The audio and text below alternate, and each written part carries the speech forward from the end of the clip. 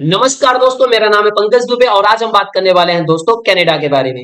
दोस्तों यहाँ पे आप देख सकते हो कनाडा ने धमकी दी है यूएस को कि हम आपको एनर्जी एक्सपोर्ट करना बंद कर देंगे।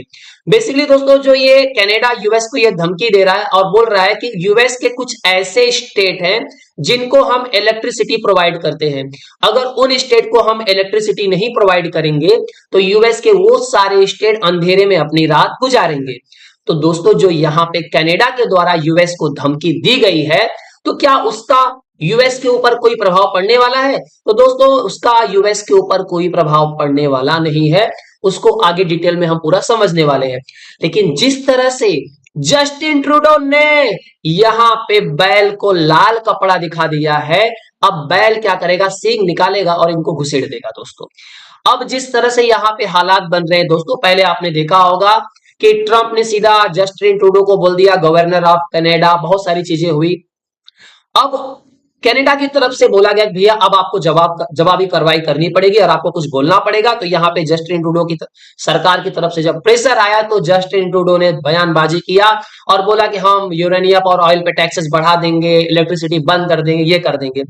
तो दोस्तों यहाँ पे ये देखा जाए ना कि यहाँ पे ट्रंप को बोलते हैं ना, चौंकने की कोशिश की जा रही है। अब ट्रंप को आपने छेड़ दिया है तो ट्रंप आप समझिए कनाडा का क्या हाल करने वाले हैं दोस्तों। तो आगे आने वाले समय में कनाडा और यूएस के रिश्ते बहुत ज्यादा खराब होने वाले हैं।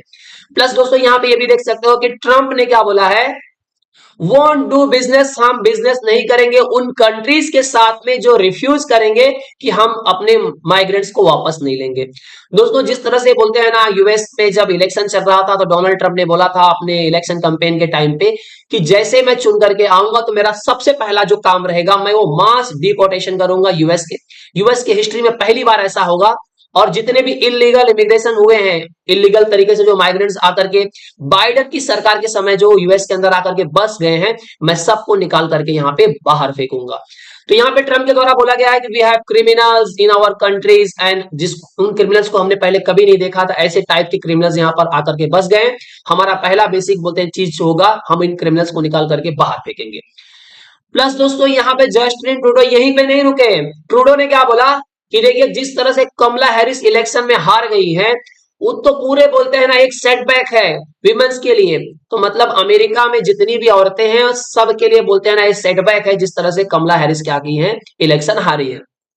तो बेसिकली ये बोलना चाहते हैं कि जो ट्रंप जीत गए हैं वो सही नहीं है, कमला हैरिस को जीतना चाहिए था, क्योंकि ट्रंप तो इनकी बैंड बजा रहे हैं। अब जब इनके द्वारा ये बयान दिया गया उसके बाद एलन मस्क बाहर आ गए।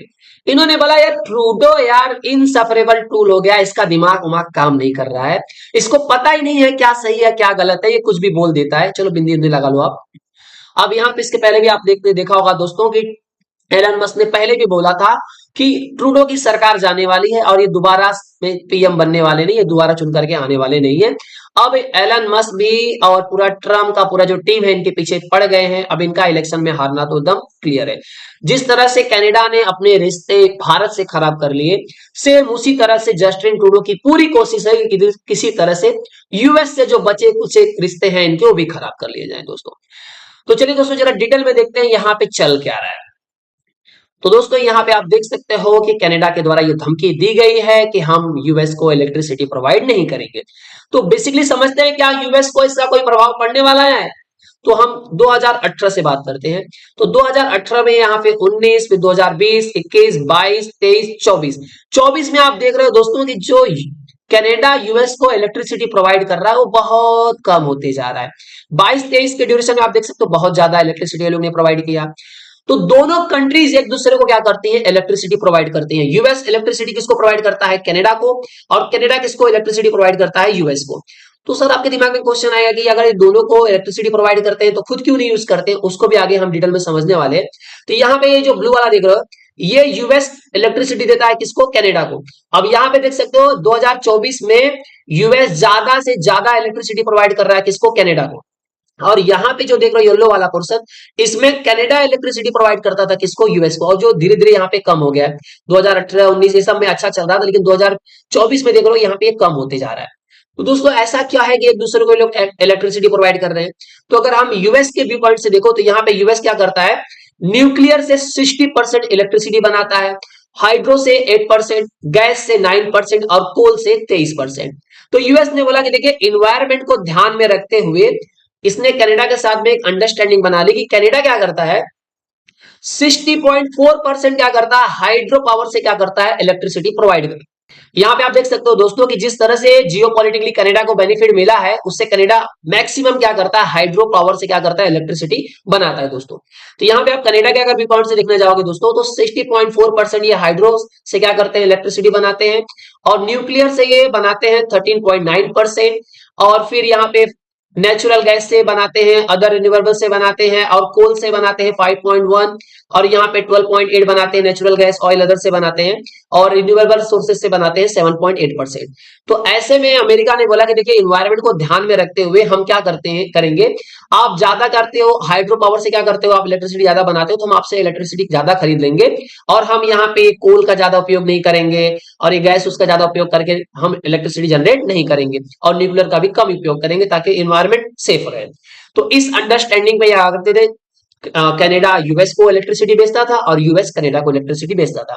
लेकिन ऐसे में अब जिस तरह से यहाँ पे बयानबाजी की गई है कनाडा के द्वारा, तो इस समय देखिए सत्ता में है कौन, सत्ता में इस बैठे हैं ट्रंप। ट्रंप को कुछ भी लेना देना नहीं है भैया, एनवायरमेंट गया तेल लेने, हम कनाडा को क्या करेंगे, पूरा कनाडा की बैंड बजाएंगे। ये जो पॉलिसी है वो किसकी है, ट्रंप की।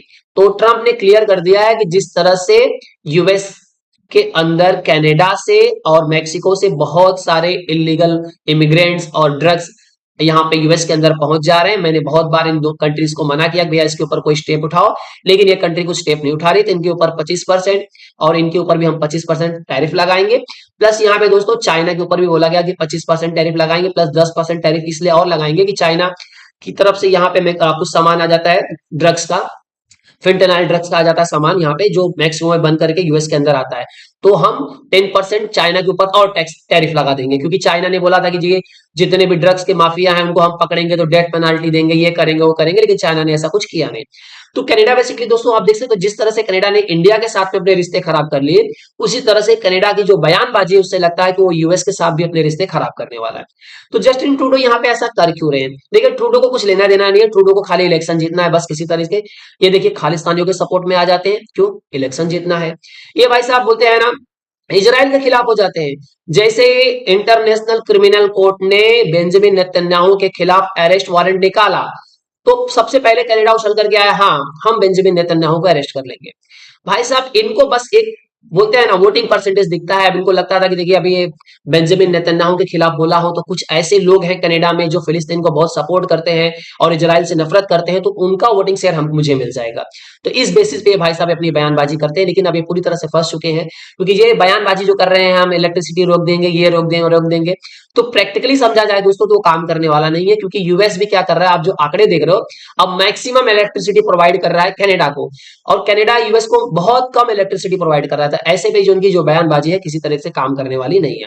तो आई होप सो दोस्तों ये आपको बेसिक सा एक आइडिया मिल चुका होगा कि जो यहाँ पे हालात चल रहे हैं उससे अमेरिका को कोई नुकसान नहीं होने वाला है, नुकसान होगा तो कनाडा को होगा। दोस्तों अगर वीडियो पसंद आया होगा तो वीडियो को लाइक करके हमारे चैनल को सब्सक्राइब कर लीजिएगा, and thank you so much for watching this video.